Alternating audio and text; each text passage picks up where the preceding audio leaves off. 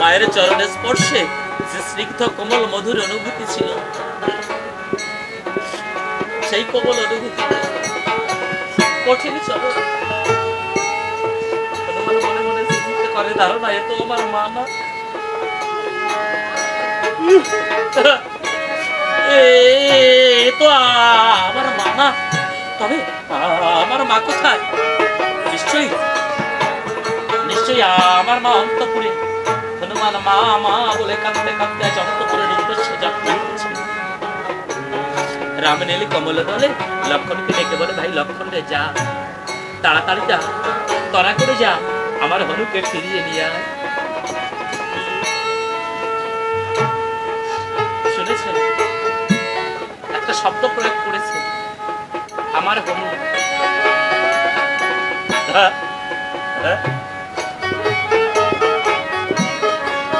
আমার হনু কে বলছে? ভগবান বলছে, আমার হনুকে ফিরিয়ে নিয়ে আয়। ওই হনুমান বনের বানর, বনের পশু, সে যদি ভগবানের হতে পারে, ভগবানকে নিজেকে দিতে পারে, আমরা মানুষের কি করলাম? আমি কি আমাকে দিতে পেরেছি? আমার এই যে দামি দামি মিষ্টি প্রয়োজন নেই, এই নৈবেদ্যের প্রয়োজন নেই, যতক্ষণ দেহ নৈবেদ্য না সাথে। এই জগতে সংসারকে দেখিয়েছে পবন নন্দন হনুমান কেমন করে ইষ্টের সেবা করলে, ইষ্টের পূজা করলে তার হওয়া যায়। রামচন্দ্রের আদেশে লক্ষণ ঠাকুর কি করে?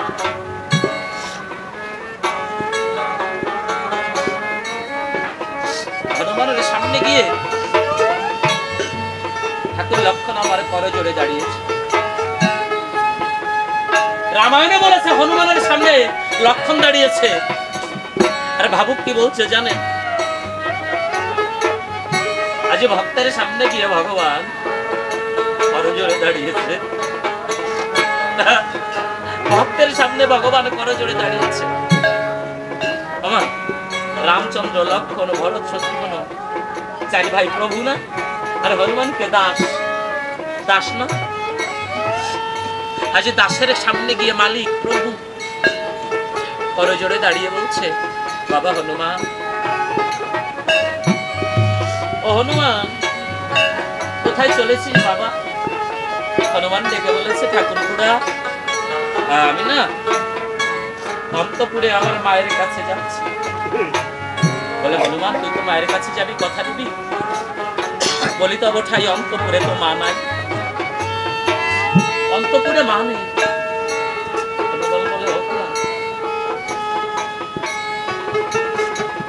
ওই অন্তপুরে আমার মা নাই? খুড়া মহাশয়, অন্তপুরে যদি আমার মা থেকে না থাকে, তবে কোথায় কোথায় আমার মা? লক্ষণে বলেছে, হনুমান, এই হতভাগা লক্ষণ কি করেছে জানিস? জগৎ লক্ষ্মী মাকে ওই বাল্মীকির তপবনে চিরতরের তরে নির্বাসিতা করেছে।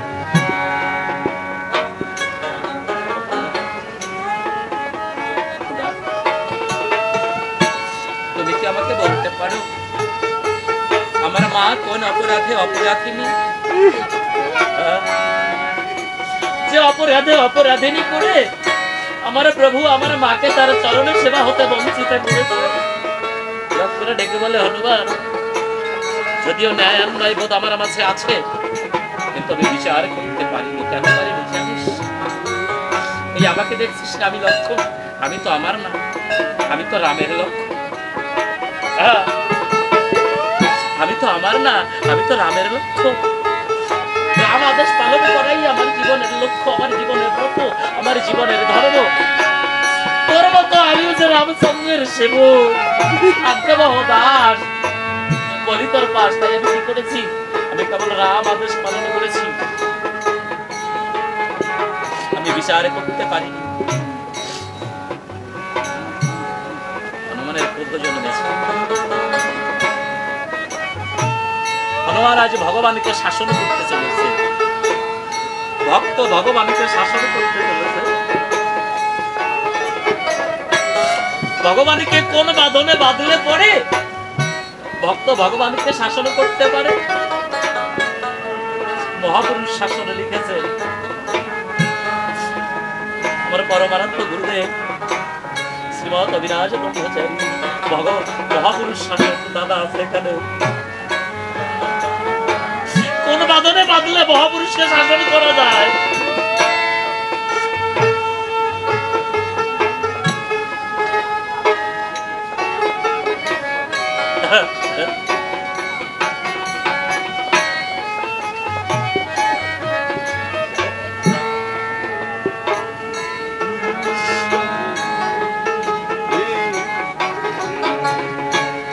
রুদ্রমূর্তি ধারণ করে ডেকে বলে আমার রামের খবরে, প্রভু তুমি কি মানুষে করো যজ্ঞ?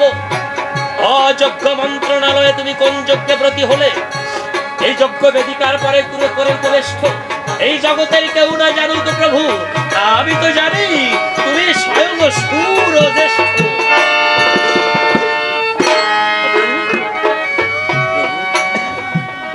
তুমি তো স্বয়ং ব্রহ্ম, তোমার আবার ব্রহ্ম হত্যার পাপ। তুমি তো স্বয়ং ব্রহ্ম প্রভু, তোমার আবার ব্রহ্ম হত্যা পাপ। এই কথা যখন হনুমানে বলেছে, আমরা ভগবানের কথা বলার সুযোগ পেয়েছে। হনুমানকে কাছে রেখেছে, আয় আয় হনুমান আমার কাছে আয়। হনুমান তোর তো কিছু অজানা নাই, তুই জানিস না গুরু শিষ্য অভেদাত্মা।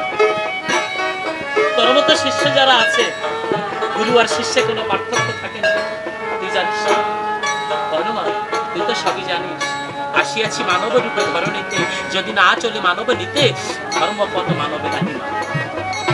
অর্থাৎ আপনি আচরণ করে ধর্ম জীবকে শিক্ষা দিতে বারবার আমার ভগবান শ্রাবণী করে অবতার রূপে অবতরী হয়ে অবতীর্ণ হয়ে। হনুমান হয় যদি যাব বজার, রাজা রাজে পথে যায়, রাজার বজায় রাখা সেই ধর্ম। মনে মনে চিন্তা করে তাই আমি আমার ভগবানকে বিচারের কাঠগড়ায় দাঁড় করিয়েছি। যে রাম নামের বলে আমি চলি, যে রাম নামের বলে আমি হয়েছি বজরাঙ্গ বলি, আজ আমার সেই ভগবানকে আমি বিচার করছি।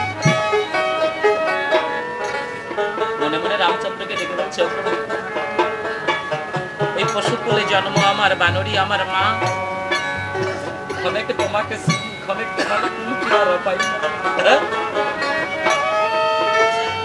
ক্ষণেক তোমার নামে আমি আখি জলে ভাসি, ক্ষণেক তোমাকে ভালোবাসি, ক্ষণেক তোমাকে ঘৃণা করি, তাই তোমার কাছে প্রকাশী, কেননা আমি যে বনের পশু। প্রমাণ পাইয়া মনে, প্রমাণ পাইয়া মনে, আজ জ্ঞান উদয় হনুমানে, সে প্রণাম করেছে পূর্ণ ব্রহ্ম। রামচরণে প্রণাম নিবেদন করে পবন নন্দন হনুমানে ডেকে বলে, কি আদেশ, আমাকে কি করতে হবে? বলে হনুমান, সেই সুদূর তুরঙ্গ রাজ্য হতে ওই অষ্টবনের অশ্বটি যে আনয়ন করতে হয় বাবা,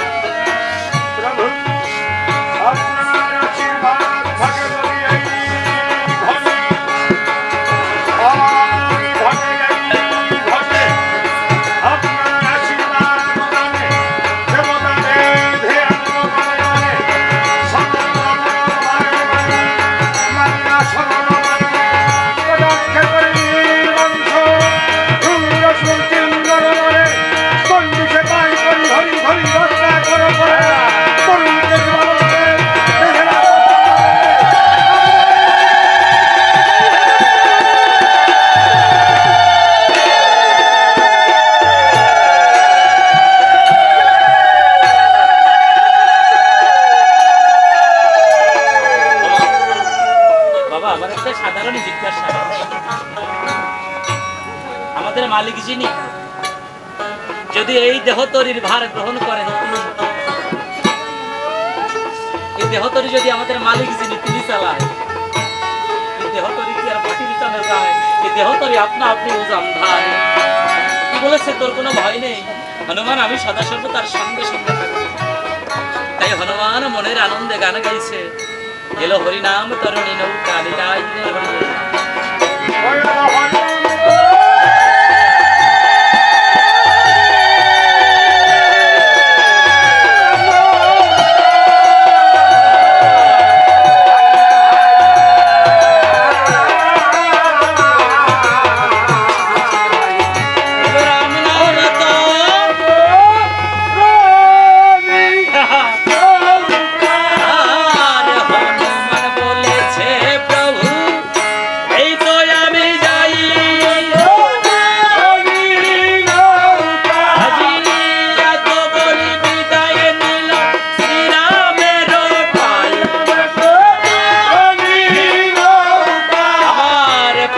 তাপে পাশানন্দ তাপে জড় জড় হিয়া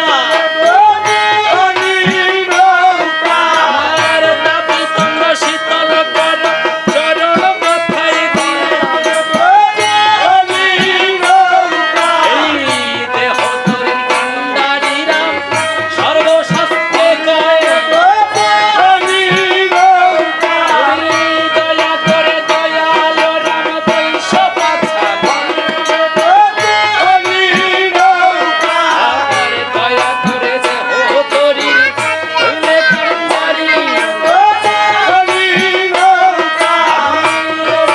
বাদাম টেনে উজাড় করতে পারি আজি সিংহনাদে যাত্রা করে সেই অবনের বন্ধন মাথায় রে দেশে দিলে হলো ইচ্ছে দর্শন প্রহরীগণ প্রণাম হই প্রণাম হই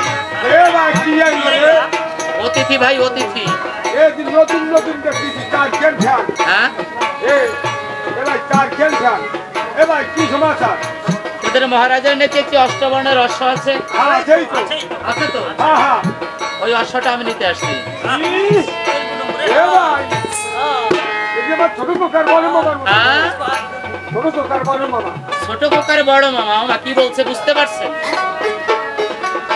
আমারে শালা বলে নাই শুধু বলছে ছোট খোকার বড় মামা ছোট ছেলের বড় মামা তো শালাই হয় সম্পর্কে নাকি হ্যাঁ? ও ভাই যে শালা শালি এগুলো কিন্তু নয় গালাগালি এগুলো কিন্তু ভালোবাসায় মাখামাখি শালা বলো আর সুমন্দি বলো আপত্তি নাই ওই অশ্বটা আমার চাই অসম্ভব পরিচয় কে তুই পরিচয় আরে সুগ্রীবের পাত্রে আমি শ্রীরামের দাস এর হেথায় এসেছিলাম কষ্টের তালাশ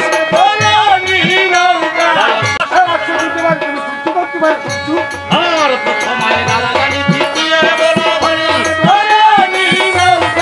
তৃতীয় মহারণ দোহে মহারণী আজি আতরে কামড়ে অঙ্গ হইল জড়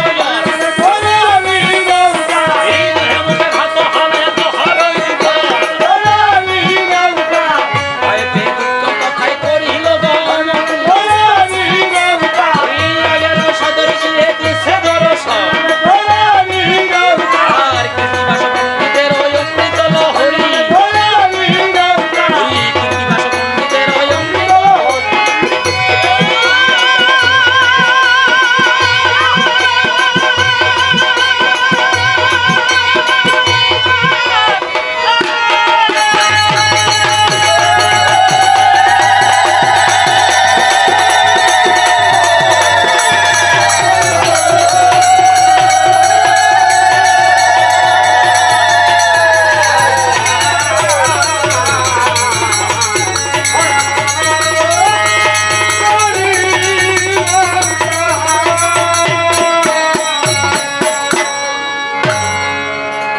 উচ্ছ্বাসে দৌড়ে গিয়ে মহারাজের সকাশে গিয়ে রেখে বলেছে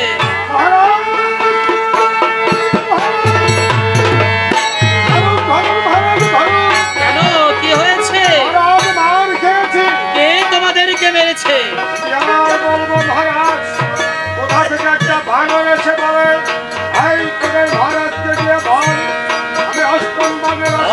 অষ্টবর্ণ রস্বরিতে চায় এত বড় দুঃসাহস একটা চপেটা ঘাত মেরে তার হতে তাড়িয়ে দিয়া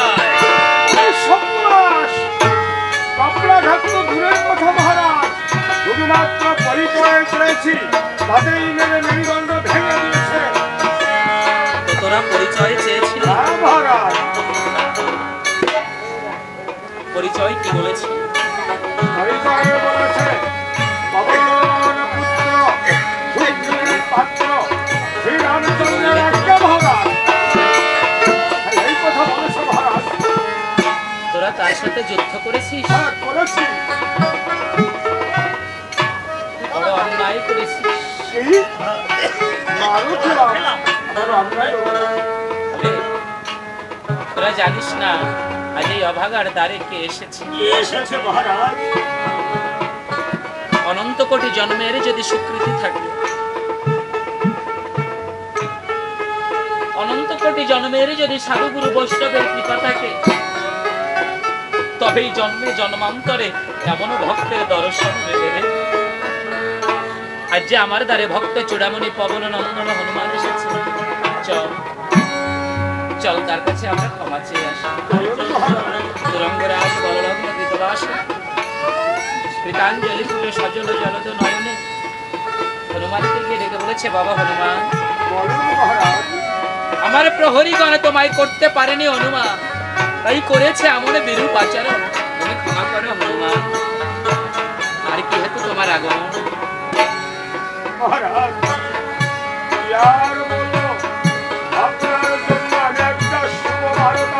আমার জন্য তুমি একটা শুভ বার্তা নিয়ে এসেছো।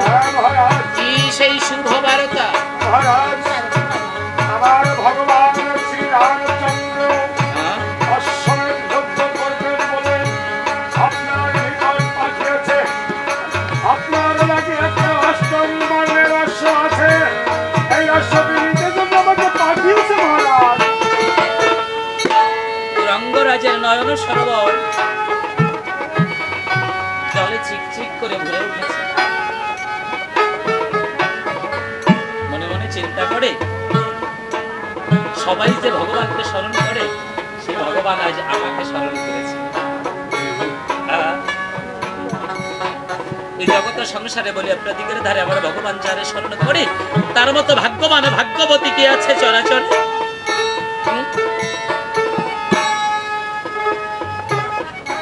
কত নৈবেদ্য আমি করেছি, আর যে ভগবান আমার কাছে চেয়ে পাঠিয়েছে, এই হতভাগার লালন পালন করা একটি অশ্বে আমার ভগবানের কার্য সাধন হবে, এই যে বড় আনন্দ। হনুমান, যা যা বাবা, অশ্বটা তুই নিয়ে যা, আর আমার ভগবানকে বলিস, যেদিন আমার প্রাণ পাখি দেহ কাছা দিয়ে ফাঁকি ওই বৈতরণীর ঘাটে গিয়ে দাঁড়াবে, সেদিন যেন রাম রঘুবরের আপন হাতে বৈঠা ধরে তার চরণ জড়িতে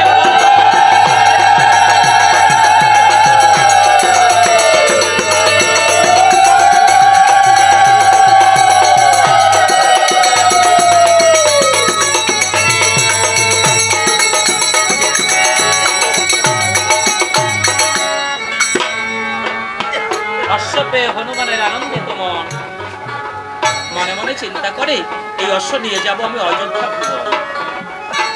কিন্তু অশ্ব আমি নিব কেমন করে? আমি যে বনের পশু, আমি তো অশ্ব চালনা করতে জানি না। হনুমান ডাক দিয়ে বলেছে, কোথায় আছো রাম দয়াময়? আজি চারি পদ ধরিয়া অশ্ব হনুমান তুলিল মাথায়। কথা হইতে বীর হনুমান করিলে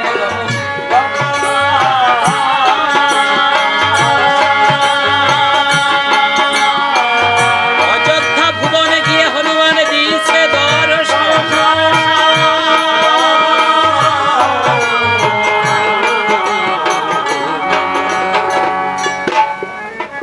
অদ্ভুত কাণ্ড না, ঘোড়া হইয়া মাথায় হইয়া লইয়াছে। পার্শ্বদবৃন্দ তেহেরের দৃশ্য দর্শন করে নিজেদের মাঝে বলাবলি করে, ভাই ভাই কল দেখেছিস? ওইটার কাম্য দম্ব দেখেছিস? ঘোড়া হইয়ানে মাথায় হইয়া খবর দিতে হরে কি ঘোড়ার পিঠে ওঠে, আজ ঘোড়া ওইটার পিঠে উঠছে।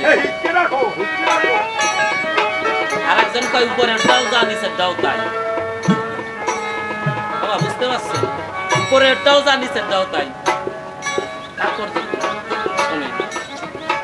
কথা টোল না বুঝলে রস পাবেন না, কিছু রসের কথা কইয়া যায়। নারদ মুনি আমার বলা না, জিজ্ঞাসা করে, ও বলো তোমার কিসের অভাব? ওই যৌতুক হিসেবে সোনার কাশি পাইছিলে, কাশি দাম ত্যায্য করিয়া শ্মশানে থাও। যৌতুক পাইছিল না, সোনার কাশি ত্যায্য করি আমার শিব হয়েছে শ্মশানবাসী। ও বলা না, তুমি শ্মশানে থাকো কেন? আমি তো কাশিতে থাকতে চাই,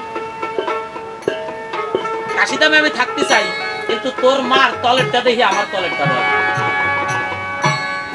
নারদ মুনি লজ্জায় মুগ্ধ হয়। বাবা কয়, নারদ মুনি লজ্জা পাইছে, লজ্জায় মুখ ঢাকে, কয় বাবা কয় কি কান আরো তুই মুখ ঢাকলি কেন? ঘরের কথা পরের কাছে কেউ কয় যে আমার মা তলেরটা দিয়ে তোমার তলেরটা ভয় পায় না, তুই বুঝিস তোর মার তলে কি? দুর্গা দেবীর তলে কি? সিংহ। আমার ওইখান থেকে প্রণাম করে দুর্গা দেবীর তলে কি? সিংহ। আর আমার বলা না তলে কি? ষাঁড়। আচ্ছা, যে জায়গা সিংহ থাকে সেই জায়গা ষাঁড় কি এক মুহূর্ত দাঁড়ায়? দৌড়ে বলাই না। তোর তলে, তোর মার তলেরটা দেখিয়া আমার তলেরটা ভয় পায়। বুঝতে পারছেন বিষয়টা? ওই উপরেরটাও যা, নিচেরটাও তাই। মানে উপরেরটাও পশু, হনুমানকে সরাসরি তোর পশু বলতে পারে না। ওই উপরেরটাও যা, নিচেরটাও তাই। হনুমানকে প্রকারে পশু বলেছে। হনুমানের কোনো অভিযোগ নেই। সভাসদ বৃন্দকে ডেকে বলেছিল, রে তোদেরকে করি না বাক্য মানে আমাকে ব্যথা দিস না। এই যে অশ্বটা আমার প্রভু আমাকে দিয়ে আনিয়েছি, এটা কি আমার কর্ম? এটা তোরা জানিস না? এটা আমার গুরু কর্ম। গুরু কর্ম শিরে ধারণ করে করতে হয়। গুরু কার্য শিরে ধারণ করে সম্পন্ন করতে হয়। হনুমানে কি করে বলি আপনাদের ধারে রামচরণে অশ্বটা অর্পণ করে। আমার রাম রঘুবীর অন্তর্যামী দেখে বলে, হনুমান রে বড্ড ক্ষুধা পেয়েছে না বাবা, তবে চলে যাও কদলী বনে, পেট পুরে খেয়ে নাও। গুরুদেব,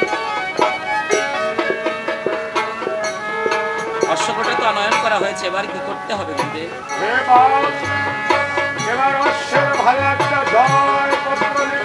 জয় পত্রে বাণী কি হবে আপনি বলতে থাকুন, আর লিপিকার লিপিবদ্ধ করতে থাকুন। অশ্ব যাবে দিগ্জি নিচে, চতুর্দিক জয় করতে হবে। অশ্বের ভালে আজকে জয়পত্র লেখা হচ্ছে কি? অযোধ্যায় যজ্ঞ করে ভাই চারজন, রাম লক্ষ্মণ ভরতে শত্রুঘ্ন। যেই জন রামচন্দ্রকে করিবে ভজন, বীর শত্রুঘ্নের সহিত আসিবে অশ্বের সঙ্গ। যেই জন রামচন্দ্রকে করিবে অহংকার, অশ্ব গোটা বাঁধিয়া যুদ্ধ করিবে সত্য। আরো দুটো চরণে লিখেছে, অহংকারে লিখিলাম পত্র অখিল আর পতি। এই অশ্ব যে বাঁধিবে তার মা হইবে সতী। সতী মায়ের পুত্র হলে অশ্বটি বাঁধিবে, আর অসতীর পুত্র হলে অশ্ব ছেড়ে দেবে। রামচন্দ্র অশ্ব যাবে দেখছি নিতে, অশ্বের রক্ষক কে যাবে? সাজো সাজো বলে সবে লেগেছে মেলানি, আজ বীর শত্রুঘ্নের সাথে সৈন্য সেজেছে নয় অক্ষয়।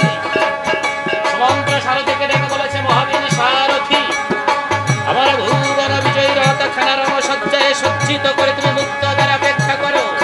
এ অন্তপুর হইতে রণ সজ্জায় সজ্জিত হইয়া আসি।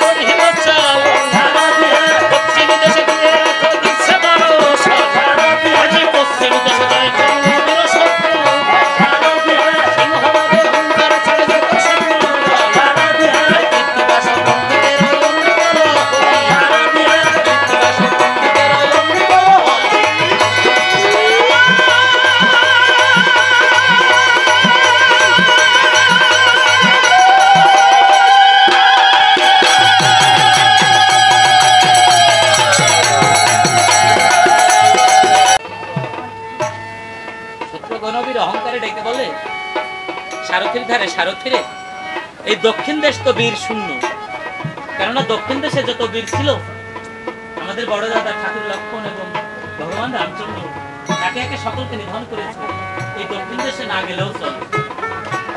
সারথী ডেকে বলেছে, না ছোট রাজ্য, সংকল্প আছে, অশ্বমেধ যজ্ঞের অশ্ব চতুর্দিক জয় করতে হবে, আমাদের দক্ষিণ দেশে যেতেই হবে। মহামণি বাল্মীকি মনে মনে চিন্তা করে, অহংকার পতনের মূল এই দক্ষিণ দেশে বীর শূন্য কিনা তার প্রমাণ দিতে হবে। এদিকে বলে, লবকুশির ধারে লবকুশি, রাজু ভাই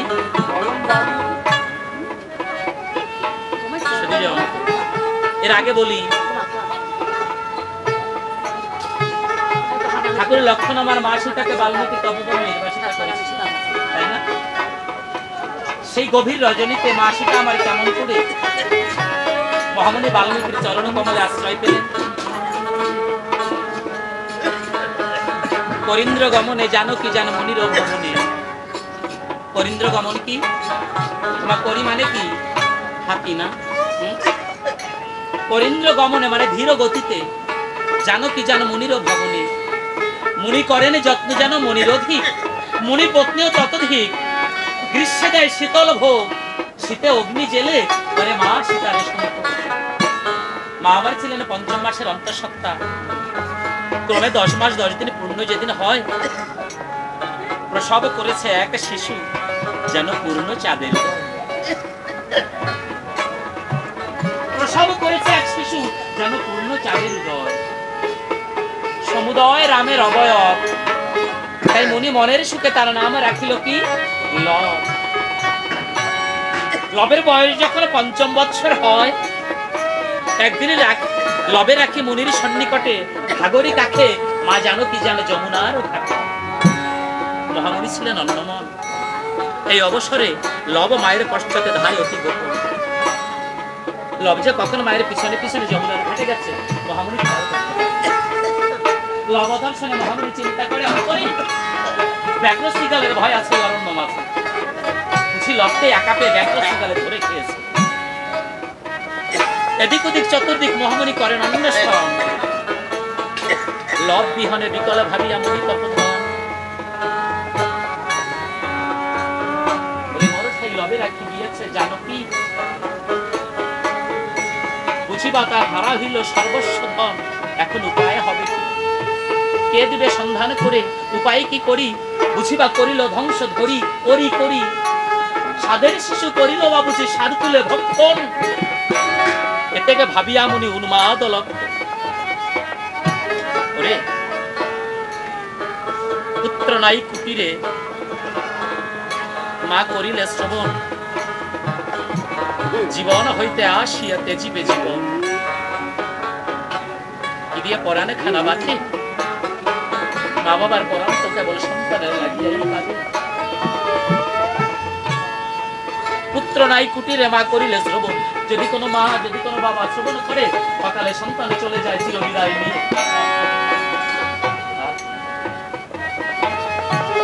দেহে কি আর প্রাণ থাকে?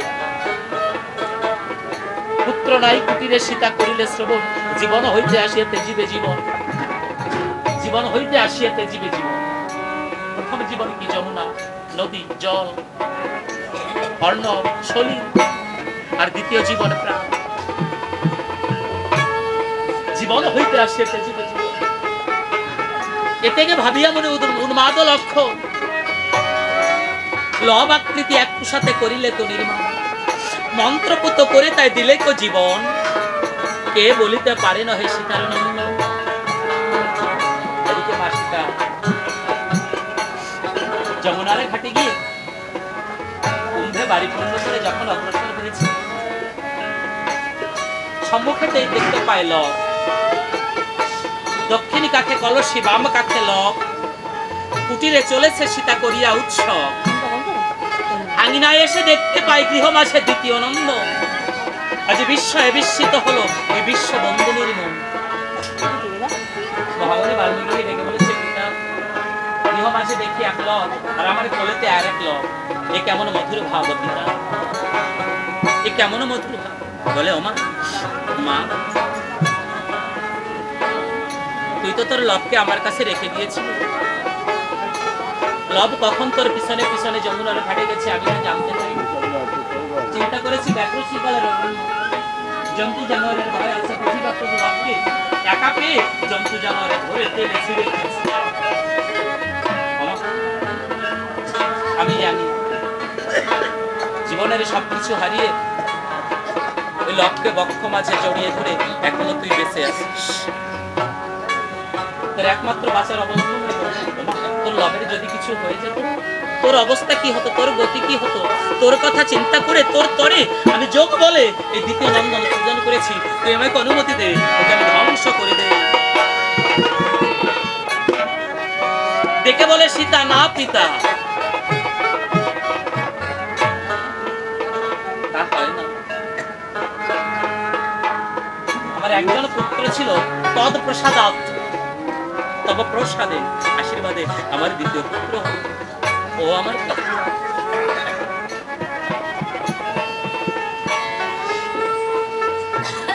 কুশা দিয়ে তৈরি, তাই নাম রাখিল খুশি। এভাবে বাল্মীকির তপবনে আছে জানকী রূপী শিশু। তাই মহামুনি আজ অন্তরে চিন্তা করে এই দক্ষিণ দেশ বীর শূন্য কিনা, অযোধ্যা নগরীতে এই সংবাদ দিতে হবে। ডেকে বলে লবকুশি ধারে লবকুশি, দাদু ভাই আমি না ভগবানের তপস্যার তরে চিত্রকূট পর্বতের পরে 3 দিবসের তরে আমি সাধন করতে যাব। এই 3টি দিবস তোমরা কি আমার এই তপবন রক্ষা করতে পারবে? মা যদি বলে। তোমরা তো আবার চিরকাল মায়ের অনুগত না, তাহলে চলো আমরা মায়ের কাছে যাই।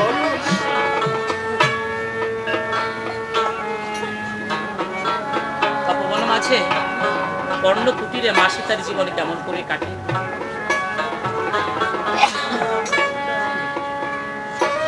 রাম বিরহন রাম সকানল মায়ের হৃদয় মন্দিরে সদা সর্বদা প্রচলিত। একটি মুহূর্তের জন্য ভগবান রামচন্দ্রের কথা ভুলতে পারে না। যখন একাগ্র চিন্তে একান্ত মনে ভগবান রামচন্দ্রের কথা চিন্তা করে, মায়ের শ্রাবণ নয়নে বেশ শ্রাবণের ধারা, মায়ের চোখে জল দেখে লবকুশির সমস্যা কাঁদে। তাই লবকুশি যতক্ষণ মায়ের কাছে থাকে মা সীতা রামচন্দ্র কেননা রামচন্দ্রের কথা চিন্তা করতে গেলে মনের অজান্তে নয়নে বাড়ি ধরানো। আজ লবকুশি অদূরে খেলা করছে। মা সীতা আমার কি করেছে, বৃক্ষ তলে আপন চোখের জলে মাটি গুলে, আপন চোখের জলে কঠিন মাটি গুলে আমার ভগবান রামচন্দ্রের মূর্তি তৈরি করে বৃক্ষ তলে প্রতিস্থাপন করেছে।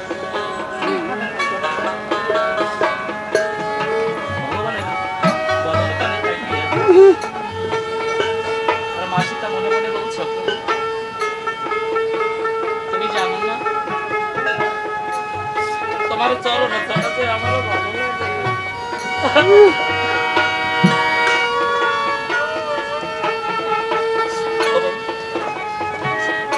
দয়াময়, এই অভাগিনীর কথা কি তোমার একবারও মনে পড়ে না? এই জগতে পতিহারা সতীর কি দুর্গতি তাকে তোমার হৃদয়কে স্পর্শ করে না?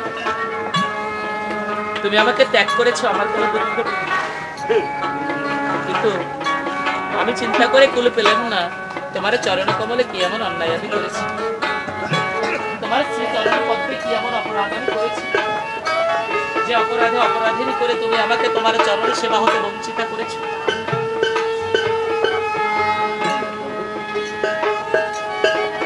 এই জীবনে কি আর কোনোদিন তোমার দেখা আমি পাবো না? তোমার ওই চরণ ছাড়া আমার ভালো লাগে না।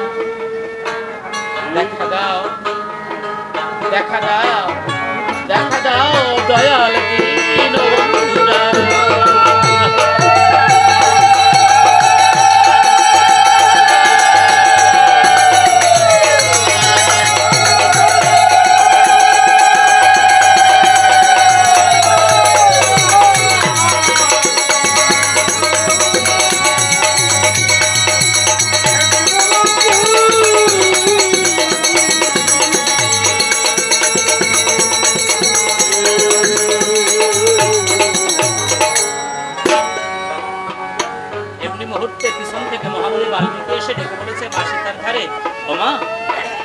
কিছু ভিক্ষা দিবি আমাদের?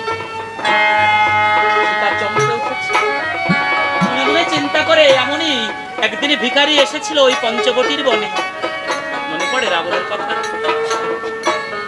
ওই ভিক্ষার পরিণতি কত দুর্বিষহ হয়েছিল। আজও ভিখারি এসেছে পশ্চাতে। মাসিটা তাকিয়ে দেখতে পায় মহামুনি বাল্মীকি ভিক্ষার ছলে দুটি হাত বাড়িয়ে দাঁড়িয়ে রয়। আজ মহামুনি বাল্মীকিকে দর্শন করে মা সীতা ডেকে বলে, একই পিতা, ও পিতা তুমি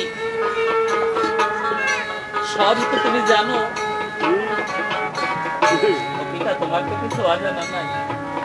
সবকিছু জেনে দুঃখ দেবার তরে এই অভাগিনীকে ছাড়া বুঝি তুমি জগতে আর কাউকে খুঁজে পেলে না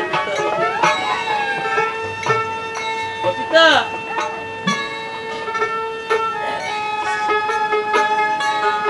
এই জগতের সংসারে বলি তোমার ধারে একদিন না আমার সবকিছু ছিল। আমি ছিলাম রাজকন্যা, হয়েছিলাম রাজরানী।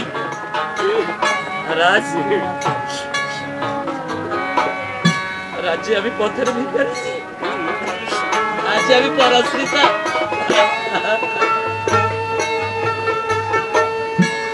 আমার এই হাতে আমি কত ভিক্ষা দিয়েছি। এই হাত ওই মিথিলায়, ওই অযোধ্যায় যে হাতে আমি ভিক্ষা দান করেছি, আজ আমি সেই হাতে ভিক্ষা দেব। পিতা, আমি যে ধনে ধনে হারিয়ে গেছে পিতা, রামের মতো সূর্য যার জীবনে অস্তা চলে চলে যায়, তার জীবন আর মৃত্যু থেকে কোনো পার্থক্য পিতা। আমার সেই রাম হারিয়ে গেছেন পিতা গো। এই জগতের সংসারে বলি তোমার ধারে আমি হলাম রাম কাঙালিনী। আমি তো ধনে ভিক্ষা দেব।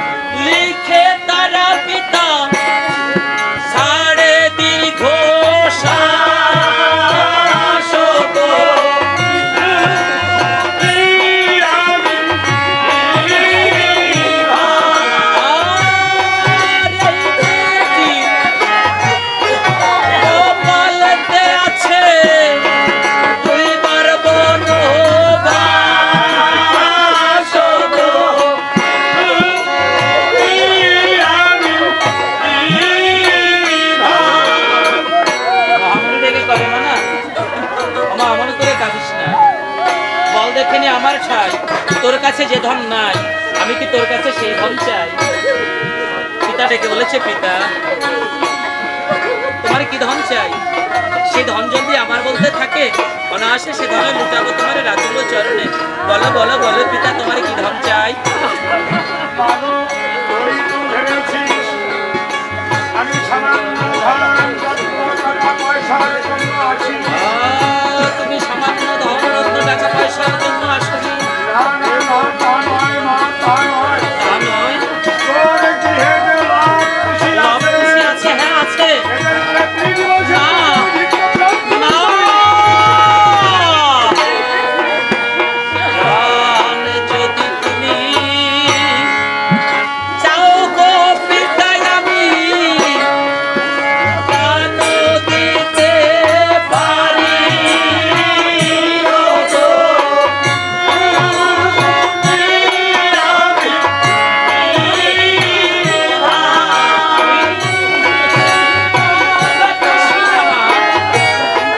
হৃদয়ের ধমনী ভিক্ষা দিতে নারী। ও গো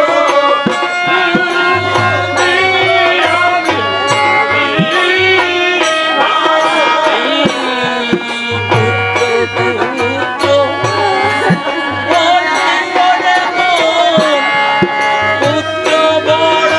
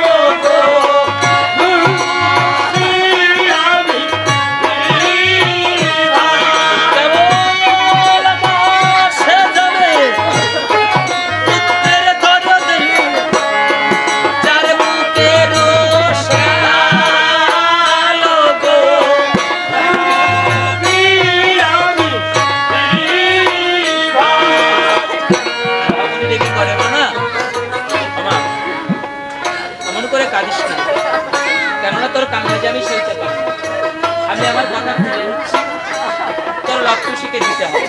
আমি চলে যাচ্ছি। সীতা ডেকে করে মানা না পিতা তা হয় না।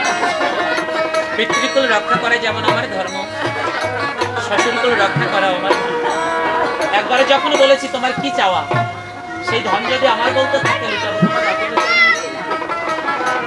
দাঁড়াও পিতা।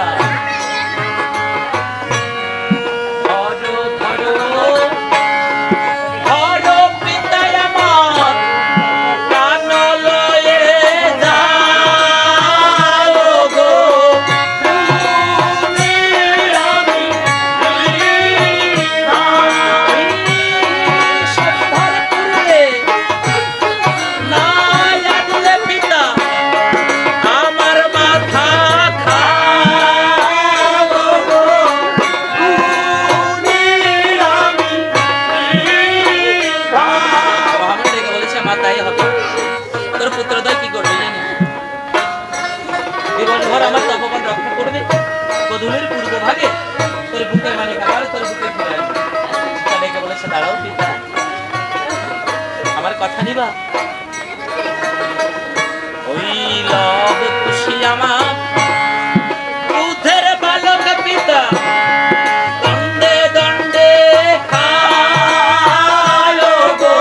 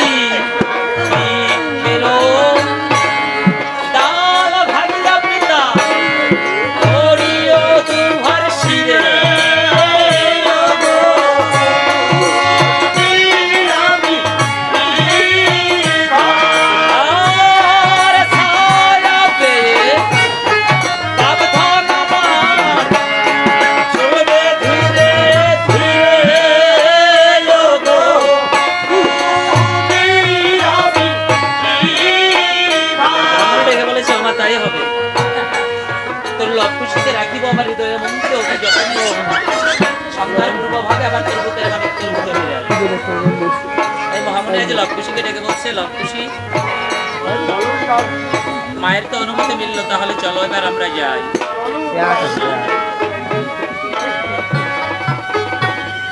যেতে যেতে মহামুনি চিন্তা করে এই লবকুশীকে কেবল রণক্ষেত্রের যুদ্ধে জয়ী হলে হবে না, জীবনে যুদ্ধে তো জয়ী হতে হবে। আর যদি জীবন যুদ্ধে জয়ী হতে হয়, সবচেয়ে বড় বল কি?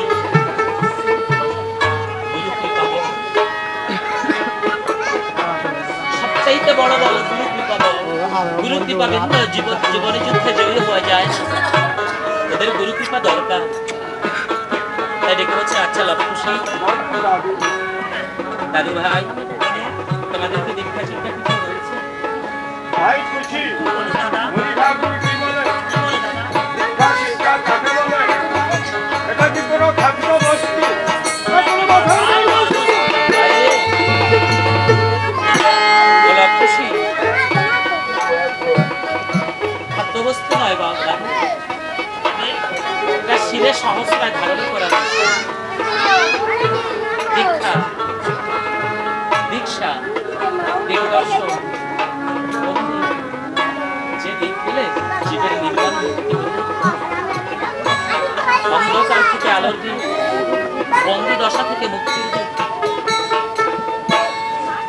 গুরুদেব তার অধর লিঙ্গে শিষ্যের কর্ণজনিতে বীজদান করে দীক্ষা। এই দেহ থেকে কেন জঙ্গলে সমান, গুরু নিজ মন্ত্র দানে সাজায় তাই পুষ্পটা। ভক্ত ভগবানের মাঝে তিনি সম্পর্ক তৈরি করে, তিনি ঘটকালি করে, তিনি গুরুদেব।